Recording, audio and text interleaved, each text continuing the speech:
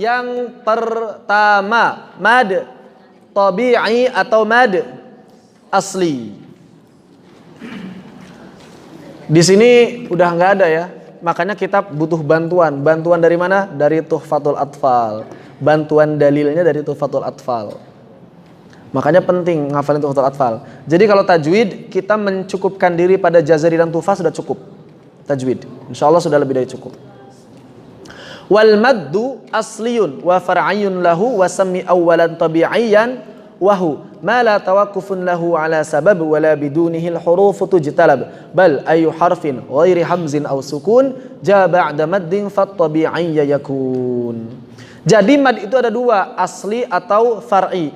Pokoknya kalau enggak ketemu sebab namanya asli, begitu. Kalau enggak ketemu sebab namanya asli. Apa sebabnya? Hamzah atau sukun. Intinya seluruh mad yang enggak ketemu hamzah atau sukun maka dia namanya mad tabi'i atau mad asli. Mad asli itu ada dua, ada asli kilmi, ada asli harfi. Cuma kita enggak bahas yang harfi. Kenapa enggak bahas yang harfi? Nanti aja belakangan bareng sama huruf muqatta'ah.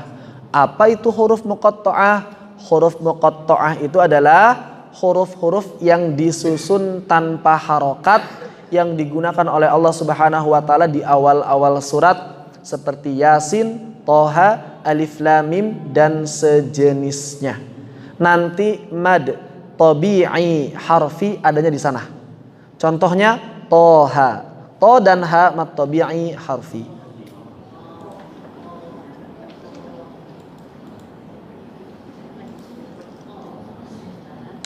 Mad asli disebut juga mad tabi'i. Kenapa disebut mad tabi'i? Karena cara bacanya sesuai dengan tabiat orang-orang Arab. Orang Arab kalau ngomong ya Allah ya segitu. Ya Khalid manggil orang segitu, nggak ditambahin. Orang-orang Arab suka nambah-nambahin panjang nggak? Suka, tapi dalam keadaan tertentu. Misalnya manggil Khalid, nggak disaut-sautin, nggak nyaut-nyaut gitu ya. Ya Khalid, ya Khalid, ya Khalid. Baru dia. Kalau dalam Al-Quran, mad itu semuanya dua. Bisa nggak dibaca lebih dari dua? Bisa. Gimana? Apakah ketika kita baca Al-Quran ada orang tidur boleh dipanjang-panjangin supaya ngebangunin? Enggak. Kalau dalam Al-Quran aturannya bukan begitu. Aturannya adalah kalau ketemu hamzah atau ketemu sukun. Kalau enggak ketemu hamzah, enggak ketemu sukun, kembali ke asalnya dua. Mad tabi'i terdiri dari dua jenis, terdiri atas. Sebetulnya kalau dalam bahasa Indonesia yang tepat terdiri atas, bukan terdiri dari. Terdiri atas mad tabi'i kilmi dan mad tabi'i harfi. Tadi sudah disampaikan. Tapi yang dibahas di sini mad tabi'i kilmi. Apa itu kilmi? Mad tabi'i yang berada pada kata. Seperti apa? Nuhiha. Itu mad tabi'i kilmi. Nuhiha. Silakan. Nuhiha. Dan kadang-kadang di dalam Al-Quran ada yang madnya ditulis, ada yang enggak ditulis. Contoh yang enggak ditulis pada lafaz apa? Allah, semuanya nggak ditulis, sepakat dari awal penulisan sampai akhir. Kemudian Maliki Yaumiddin ditulis nggak huruf madnya? Nggak ada alifnya di sana. Hurufnya cuma 3, mim lam kaf. Tapi tetap itu disebutnya mad tabi'i.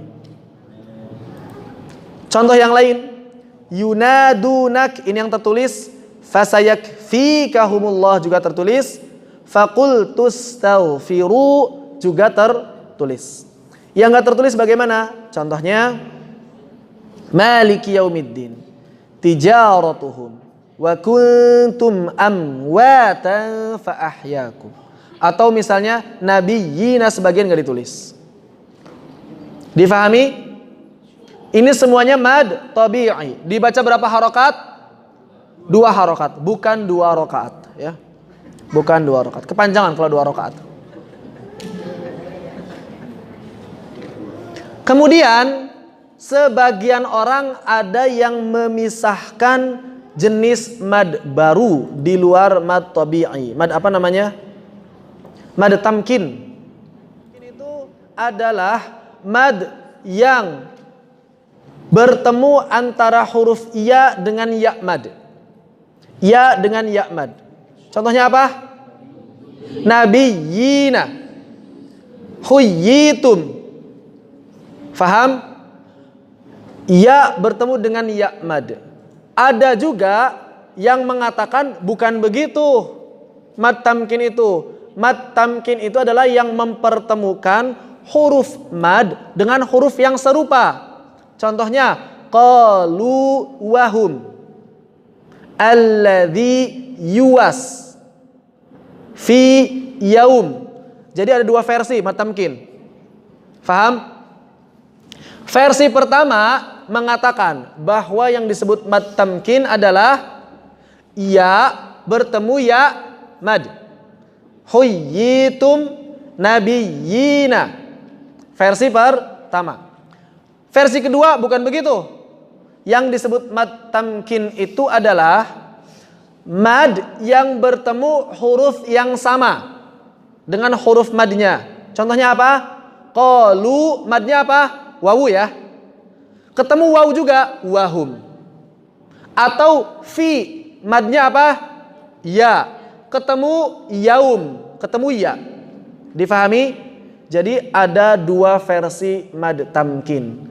Kenapa disebut mad tamkin? Karena kehati-hatian supaya tidak keliru. Fi yaum, jangan ditasydid. Fi yaum, udah dibahas kemarin ya. Apa? Wa abin fi yaumi ma qalu wa hum wa qul na'am. Wa abin fi yaum qalu wa hum. Jangan ditasydid dan juga hati-hati supaya madnya enggak hilang ketika huyyitum. Jadi jangan sampai jadi huyyitum tapi baca huyyitum nabiyina. Jadi karena kehati-hatian saja sebetulnya disebut mad tamkin. Sebetulnya dia mad tabi'i juga, mad asli juga. Sebegitu ya, seperti itu. Difahami sampai di sini? Afwan, belum sempat tertulis di sini. Kemudian hati-hati, sebagian huruf mad ada tanda khusus yang menjadikan dia tidak lagi berfungsi sebagai mad. Contoh yang pertama, hamzah wasal. Ini bukan huruf mad. Kalau ada fathah ketemu hamzah wasal jangan jadi mad. Tsummastawa. Ini kayaknya buat orang awam banget mungkin bisa jadi ya. Tsumma ada alif. Berarti panjang ketemu sukun jadinya mad lazim gitu ya. Tsummastawa. Kenapa panjang banget gitu panjangnya?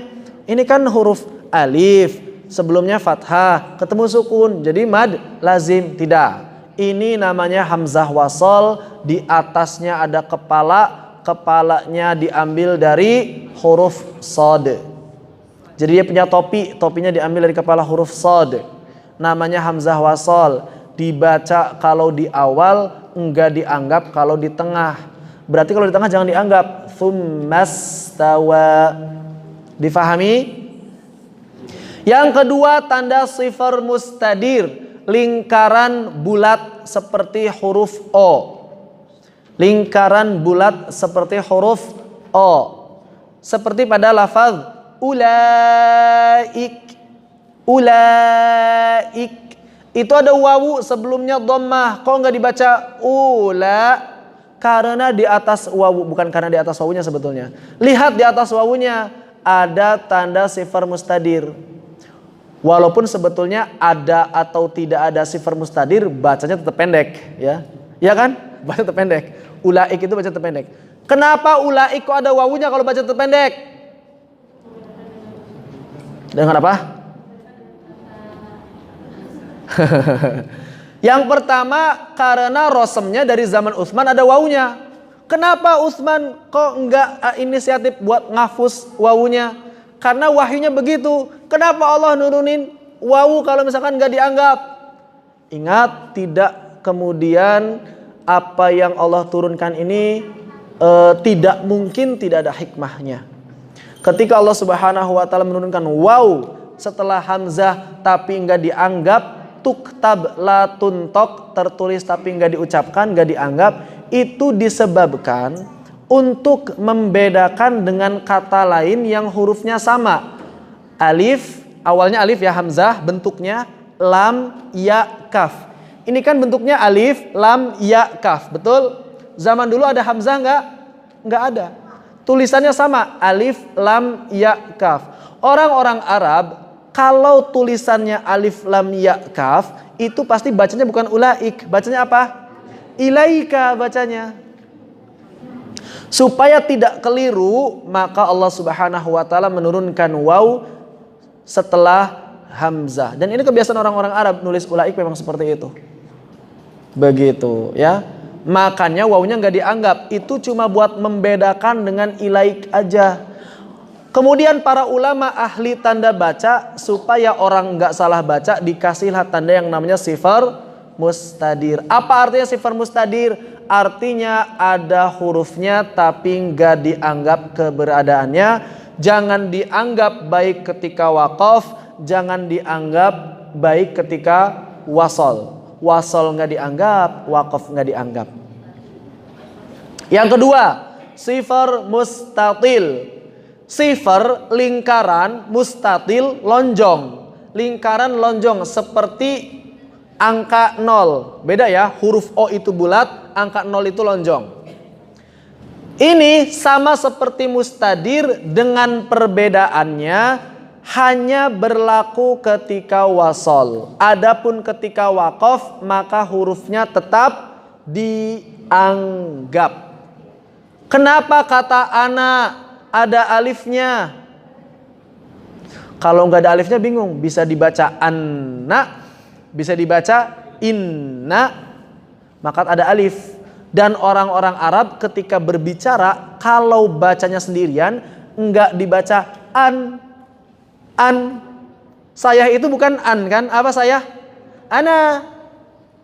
Tapi ketika wasol, ananya nggak panjang. Wala ana abid, bukan wala ana abid. Oleh karena itu tandanya mesti beda sama yang tadi waw. Yang ini tandanya sifar mustatil. Maka kalau kita berhenti di ana, wala ana, panjang. Begitu. Tapi kalau wasal tetap pendek. Untuk memperjelasnya perhatikan kata berikut. Ada atani pakai mustatil, ada atani pakai mustadir. Kalau wasal dua-duanya dibaca pendek, atani dan seterusnya, atani dan seterusnya.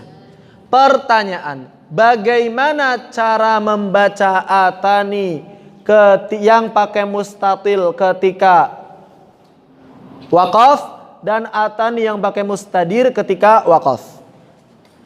Yang bisa angkat tangan. Yang bisa angkat tangan. Silakan. Kayak gimana? Kayak gimana yang di atas, kayak gimana yang di bawah, kayak gimana? Langsung praktek aja. Enggak, saya enggak berbicara ayat itu. Saya berbicara tanda ini.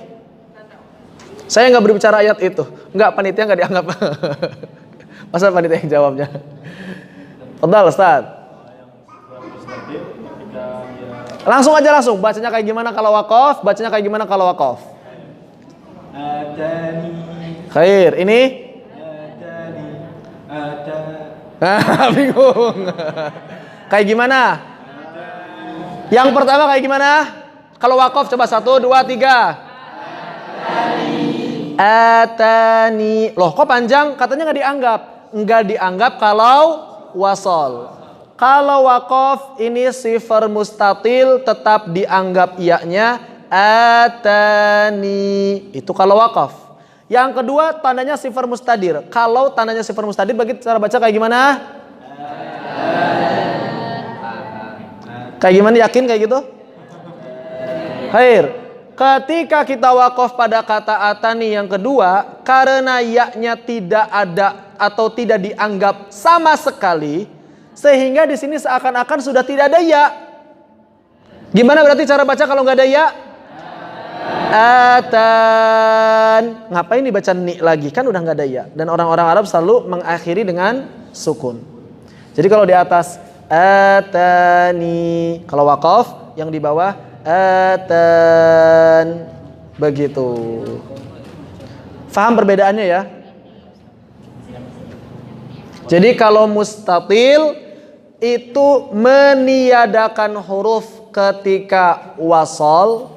Kalau mustadir meniadakan huruf ketika wasal dan waqaf. Atau istilah yang lain bukan meniadakan tapi menggugurkan.